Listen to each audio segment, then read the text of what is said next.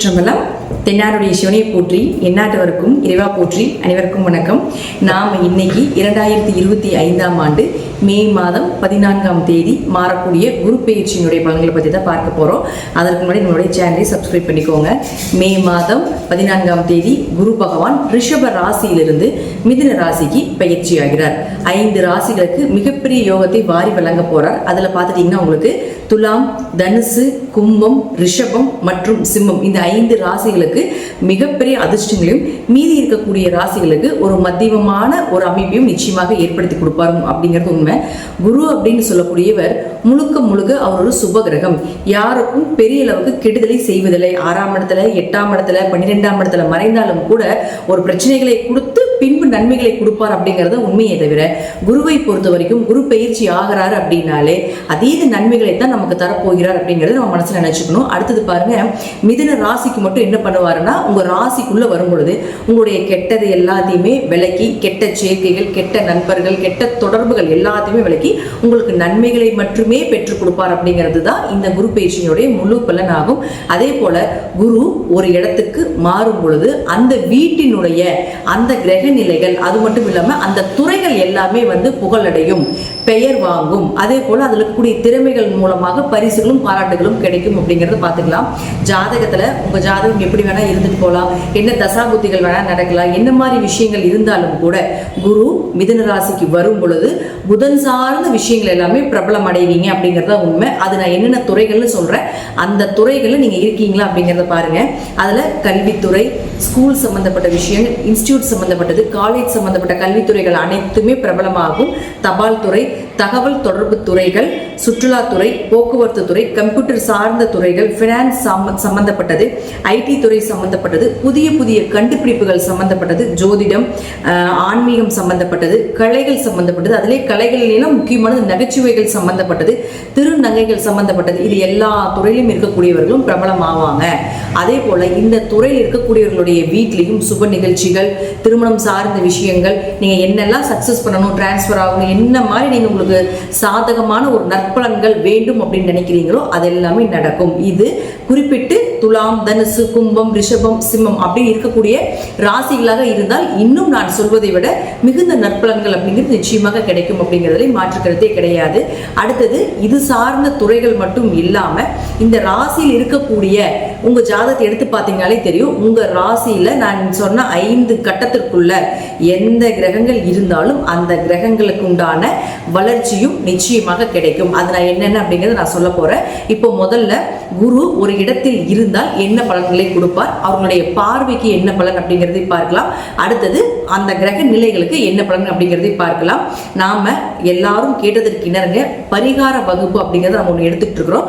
அது கீழே டிஸ்கிரிப்ஷன் பாக்ஸ்ல வாட்ஸ்அப் லிங்க் கொடுத்துருக்கிறோம். இது ரொம்ப எளிமையான விஷயங்கள், பொதுவான பரிகாரங்களாக, வழிபாடுகளாக இல்லாம அனைத்துமே கோவில் வழிபாடுகள், நீங்களே செய்து கொள்ளக்கூடிய ஒரு எளிமையான பரிகார வகுப்பு இது. இதுல 60க்கும் மேற்பட்ட நீங்களே தெரிந்து கொண்டு எளிமையாக செய்யக்கூடிய ஒரு விஷயங்களாக இருக்கும். இது ஜோதிடர்களுக்கு உண்டான சூட்சமமான பரிகார வகுப்பு.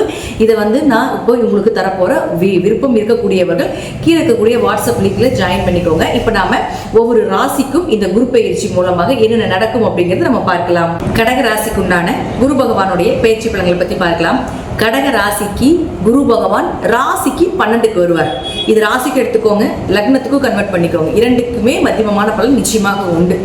12ஆம் வீட்டுக்கு குரு ஒரு சுப கிரகம் வரும் பொழுது இம்போர்ட் எக்ஸ்போர்ட் பிசினஸ், வெளியூர் பயணங்கள், வெளிநாடு வேலைகள், குடும்பத்துல சுப விரயங்கள், சுப நிகழ்ச்சிகள் நிச்சயமாக நடந்தே தீரும். கணவன் மனைவிக்குள்ள ஒரு அந்யோன்யங்கள் பிரிந்து, ஏன்னா இந்த அஷ்டமச்சனி, கண்டச்சனி எல்லாம் பார்த்துட்டீங்கன்னா கணவன் மனைவியில பிரிஞ்சு ரொம்ப கஷ்டப்பட்டு இருக்கீங்க. அதுதான் உண்மை. இப்போ 12ஆம் இடம் தான் அந்யோன்யத்தை சொல்லக்கூடிய ஒரு இடம். அந்த இடத்துல குரு வரக்கூடிய காலகட்டங்கள்ல நிச்சயமாக உங்களுக்கு கணவன் மனைவிக்குள்ள அந்யோன்யங்கள் ஏற்படுத்தி கொடுத்தே தீர்வார் அப்படிங்கிறதுல மாற்றமே கிடையாது. அதே போல குரு அப்படின்னு சொல்லக்கூடியவர் உங்களுடைய லக்னத்துக்கு, உங்களுடைய ராசிக்கு 6 மற்றும் 9ஆம் அதிபதி. இந்த 6 மற்றும் 9ஆம் அதிபதியான குரு பகவான் 12இல் மறையும் பொழுது 6ஆம் அதிபதி 12க்கு வந்தால் கொஞ்சம் நோய் சார்ந்த விஷயத்துல கொஞ்சம் கவனமா இருக்க வேண்டும். உங்களுக்கு உண்டான நோய் என்ன அப்படிங்கிறது கண்டுபிடித்து கொடுத்து விடுவார். அதே போல கடன் வாங்காம இருந்தால் மிகச்சிறப்பான ஒரு விஷயம், நல்ல வேலை கிடைப்பது. யாராவது வெளிநாட்டுக்கு வேலைக்கு போறீங்க, ஏன்னா 12ஆம் இடங்கிறது வெளிநாடு, 6ஆம் இடங்கிறது வேலை. அப்ப வெளிநாடு வெளியூருக்கு வேலைக்கு போகின்றீங்கன்னா இந்த காலகட்டங்களில் கடகராசிக்காரங்க ட்ரை பண்ணுங்க, நிச்சயமாக கிடைக்கும். அப்போ 9ஆம் அதிபதியே 12ஆம் வீட்டுக்கு வரும்பொழுது யாராவது பூர்வீக சொத்துல இருந்து வெளியே போகலாம்னு நினைக்கிறீங்க, அல்லது பூர்வீக சொத்தை பாகம் பிரிக்கணும்னு நினைக்கிறீங்கன்னா இந்த காலகட்டங்களை மூவ் பண்ணும்பொழுது அது உங்களுக்கு சாதகமாக வரும் அப்படிங்கிறதுலே மாற்றம் கிடையாது. 9ஆம் இடம் அப்படிங்கிறது உயர்கல்வி, வெளிநாடு போய் படிக்கிறீங்க அப்படின்னாலும் உயர்கல்விக்காக வெளிநாடு போக வேண்டிய ஒரு சூழ்நிலைகளை நிச்சயமாக இந்த குரு ஏற்படுத்தி கொடுப்பார்.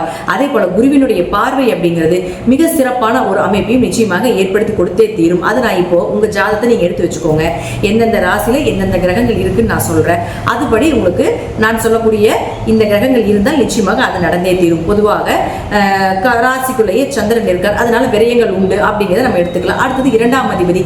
2ஆம் அதிபதினு சொல்லக்கூடியவர் யாரு? சூரியன். இந்த சூரியன் இந்த ஸ்டார் போட்டிருக்கக்கூடிய காலகட்டங்கள்ல அந்த கட்டத்துல எங்க இருந்தாலும் சரி பண வரவு உண்டு, பொருளாதார வளர்ச்சி உண்டு, உங்க பேச்சுக்கு ஒரு நல்ல மதிப்பு மரியாதை அப்படிங்கிறது நிச்சயமாக ஏற்படுத்தி கொடுப்பார். குடும்ப ஒற்றுமையும் ஏற்படுத்தி கொடுப்பார். அதே போல குடும்பம் அமைந்தே தீரும் அப்படிங்கிறதுல மாற்று கருத்தே கிடையாது. அடுத்தது பாருங்க, உங்க ராசிக்கு 3 மற்றும் 12ஆம் அதிபதியான புதன் இந்த ஸ்டார் போட்டிருக்கக்கூடிய கட்டத்தில் எங்க இருந்தாலும் இளைய சகோதரர்கள் மூலமாக உதவிகள் கிடைப்பது, காரிய ஜெயங்கள் ஏற்படுவது, நீங்க என்ன நினைக்கிறீங்களோ அதெல்லாமே நடப்பதற்குண்டான வாய்ப்புகள். 12ஆம் அதிபதியும் ஆகிறதுனால தீர்த்த யாத்திரை சென்று வரக்கூடிய ஒரு அமைப்பு, தொலை தொடர்புகள் நிறைய பேருக்கு உங்களுக்கு தெரியக்கூடிய ஒரு அமைப்பு, யூடியூப், இன்ஸ்டாகிராம் இதுல போல இருந்தீங்கன்னா இதுல நல்ல பிரபலம் அடையக்கூடிய ஒரு அமைப்பையும் நிச்சயமாக ஏற்படுத்தி கொடுப்பார். அடுத்தது சுக்கிரன். இந்த சுக்கிரன் யார்? உங்களுக்கு 4 மற்றும் 11ஆம் அதிபதி. இந்த ராசி சக்கரத்துக்குள்ள எங்க இருந்துட்டாலும் இந்த ஸ்டார் போட்டு இருக்கக்கூடிய கட்டங்கள் எங்க இருந்தாலும் சரி, வீடு, புதிய வீடு கட்டுவது, புதிய இடங்கள் வாங்குவது, புதிய வண்டி வாகனங்கள் வாங்குறதுக்குண்டான அமைப்பு, தாயினுடைய ஆரோக்கியம் சிறப்பாக இருப்பது, தாயினுடைய உதவிகள் கிடைப்பது, உங்களுடைய ஆரோக்கியம் சிறப்பாக இருப்பது, இதெல்லாமே ஏற்படுத்தி கொடுப்பார். அப்ப அவரே 11ஆம் அதிபதியும் ஆகிறதுனால உங்களுக்கு நிச்சயமாக இந்த 11ஆம் இடம் அப்படிங்கிறது லாபத்தை குறிக்கக்கூடிய ஒரு இடமாக இருக்கிறதுனால லாபம் அதிகமாக கிடைப்பதற்குண்டான வாய்ப்புகள், தீராத ஆசைகள், நிறைவேறாத ஆசைகள் எல்லாமே நிறைவேறுவதற்குண்டான வாய்ப்புகள் இதெல்லாமே ஏற்படுத்தி கொடுப்பார். இப்போ 10,000 ரூபாய் ஒரு எக்ஸாம்பிள் சொல்றேன், இப்போ ஒரு 10,000 ரூபாயிலிருந்து 50,000 ரூபாய் வரைக்கும் உங்களுக்கு லாபம் வருது அப்படின்னா அது அப்படியே பல மடங்காக பெறுவதற்குண்டான வாய்ப்பு, ஒரு 1,00,000 ரூபாய் வரைக்கும் உங்களுக்கு லாபம் வர்றதுக்குண்டான வாய்ப்பையும் நிச்சயமாக ஏற்படுத்தி கொடுப்பார்.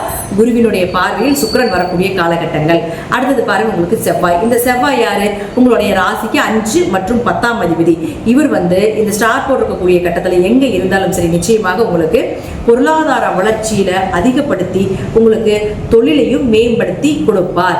5ஆம் இடம் அப்படிங்கிறது குழந்தையை சொல்றதுனால நிச்சயமாக உங்க வீட்டுல குழந்தை பிறக்கும், குழந்தை மழலை செல்வத்தினுடைய சத்தம் கேட்டே தீரும், அதிர்ஷ்டங்கள் பெருகும். 5ஆம் இடம் அப்படிங்கிறது குலதெய்வம்னு சொல்றோம். அப்ப ரொம்ப நாளா குலதெய்வம் தெரியல அப்படின்னாலும் கூட குலதெய்வம் தெரிவதற்குண்டான வாய்ப்புகளோ, அல்லது ரொம்ப வெளியூர்ல இருக்கிறவங்க குலதெய்வ கோயிலுக்கே போக முடியாம இருக்கீங்க அப்படின்னாலும் கூட குலதெய்வத்தை தரிசனம் செய்யக்கூடிய ஒரு அமைப்போ, அல்லது குலதெய்வமே உங்க கூட இருக்கிறதுக்குண்டான வாய்ப்புகளும் நிச்சயமாக இந்த குரு ஏற்படுத்தி கொடுப்பார்.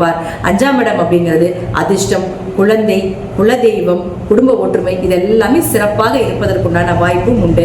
அடுத்தது அவரே 10ஆம் அதிபதியும் ஆகுதுல. 10ன்னா நம்ம தொழில் மட்டும் சொல்லுவோம், தொழில், உங்களுடைய பதவி, உங்களுடைய பழைய முற்பிரிவுடைய கர்ம மூட்டைகள் நல்ல கர்மமா அல்லது தீய கர்மமா அப்படின்னு சொல்றது இந்த 10ஆம் இடத்தை குறிக்கும். அப்போ 10ஆம் இடம் அப்படிங்கிறது பார்த்தீங்கன்னா தொழில் வளர்ச்சியை ஏற்படுத்தி கொடுப்பார், புதிய தொழிலை ஏற்படுத்தி கொடுப்பார். நீங்க தொழில் பண்ணிட்டு இருந்தீங்கனாலும் இன்னும் கொஞ்சம் இந்த பிரான்ச்சஸ் எல்லாமே விரிவுபடுத்தி கொடுப்பதற்குண்டான வாய்ப்பு. அதே போல 10ஆம் இடம் அப்படிங்கிறது உயர் பதவி, ஒரு ஸ்டேஜ்ல இருந்து இன்னொரு ஸ்டேஜ் அப்படிங்கிறது நிச்சயமாக வளர்ந்து போவீங்க அப்படிங்கிறது உண்டு. அதே போல 10ஆம் இடம் அப்படிங்கிறது பார்த்தீங்கன்னா உங்களுடைய பாவ கர்ம மூட்டையை விலகுவதற்குண்டான, கழிப்பதற்குண்டான ஒரு வாய்ப்பை கொடுப்பார். ஏன்னா குருதா சர்வ தோஷங்களும் நிவர்த்தி செய்யக்கூடிய ஒரு கிரகம். அப்ப குருவினுடைய பார்வையில செவ்வாய் வரும்பொழுது நிச்சயமாக சர்வ தோஷங்களும் நிவர்த்தி பண்ணுவதற்குண்டான வாய்ப்பையும் ஏற்படுத்தி கொடுப்பார். அடுத்தது பாருங்க, உங்களுக்கு சனி பகவான். இந்த சனி அப்படின்னு சொல்லக்கூடிய யாருன்னு பார்த்துட்டீங்கன்னா உங்களுடைய ராசிக்கு 7 மற்றும் 8ஆம் அதிபதி. அப்ப 7ஆம் இடம் அப்படிங்கிறது திருமணம், கண்டிப்பாக திருமணம் நடந்தே தீரும். நீங்க எதிர்பார்த்த வரன் உங்களுக்கு பிடித்த வரனாக நடப்பதற்குண்டான வாய்ப்பும் உண்டு. 7ஆம் இடங்கிறது பார்ட்னர் பார்ட்னர் கூட தொழில் பண்ணுறது. அப்போ பார்ட்னர் கூட தொழில் பண்ணக்கூடிய ஒரு அமைப்பு, அதில் நல்ல லாபங்கள், பார்ட்னருக்குள்ள ஒரு நல்ல அந்யோன்யங்கள் இதெல்லாமே ஏற்படுத்தி கொடுப்பார். அது மட்டும் இல்லாமல் 7ஆம் இடம் அப்படிங்கிறது பரிகாரம்னு சொல்கிறோம். அப்போ அந்த பரிகாரம் அப்படிங்கிறது பார்த்துட்டிங்கன்னா உங்களுக்கு நிச்சயமாக உங்களுக்கு வேலை செய்யும். உங்கள் ஜோதிடர் சொல்லியிருப்பாங்க இல்லைங்களா, இந்த பரிகாரம் பண்ணுங்க அந்த பரிகாரம் பண்ணுங்கன்னு சொல்லியிருக்கோம் இல்லைங்களா.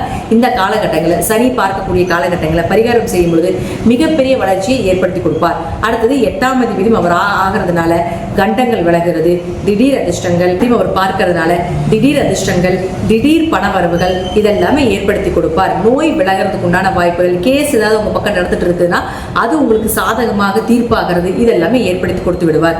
அடுத்தது ராகு. இந்த ராகுவை குரு பார்த்தால் பல நன்மைகள் வந்தடையும். குரு ராகு பெரிய பணம், பெரிய இல்லீகல் தொடர்பு மூலமாக பணம் வர்றது, பிளாக் மணி எல்லாம் வர்றது இதெல்லாமே ஏற்படுத்தி கொடுத்து விடுவார். அடுத்தது குருவை கேது பார்க்கக்கூடிய காலகட்டங்கள் ஆன்மீகத்தின் உச்சத்துக்கு போவாங்க. குரு ராகு பார்க்கக்கூடிய காலகட்டங்களில் பெரிய பணம் வரவு, பெரிய பப்ளிசிட்டி, பெரிய வைரலாக தெரியக்கூடிய ஒரு காலகட்டங்களாக இருக்கும். அதே போல குரு கேதுவை பார்க்கக்கூடிய காலகட்டங்களில் ஆன்மீகத்தின் உச்சத்துக்கு போகிறது, தெய்வம் உங்ககிட்ட பேசுறது, நான் ஒரு கோயிலுக்கு போறீங்கன்னு வச்சுக்கோங்களேன், உங்களுக்கு ஃபர்ஸ்ட் ப்ரியாரிட்டி கிடைக்கிறது இதெல்லாமே நிச்சயமாக ஏற்படுத்தி கொடுப்பார்.